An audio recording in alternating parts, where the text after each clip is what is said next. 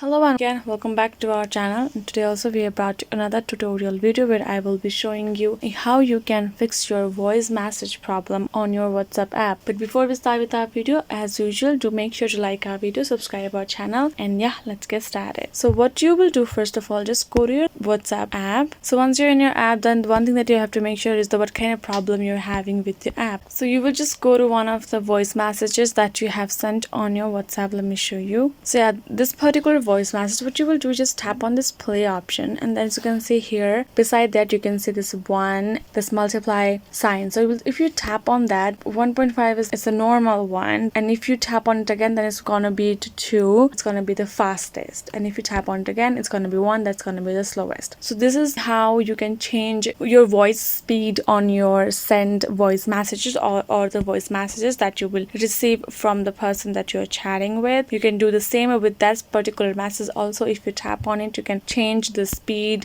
according to your need. So if this is one of your problems, then this is how you can solve it. Or if you're getting a problem when you simply record a message, because if that's what's happening, then what you have to do is you will simply go to your settings, because here in WhatsApp you will have to allow some of the permission for it to work it out. So you will simply go to the option called apps on your settings, and then you will find another option called apps. Tap on it, then you can simply search, or you can just scroll down and find the app. You will just tap on. Once the app is found, then you can just simply go to this option called permission. Tap on it. You have to allow microphone on your permission section so it can record your voice and help you with the voice recording messages. So if I tap on this microphone option, you can take a look that it is allowed. So if I tap on this deny, I won't be able to record a voice and send. It's not gonna happen. So you will just tap on this allow option, and then you will go back. So this is how you can solve the problems that you're having with your WhatsApp itself. And yeah, I hope one of the solution can help you out with your problem. And yeah, thank you so much for watching our video till the end. I'll see you guys next time.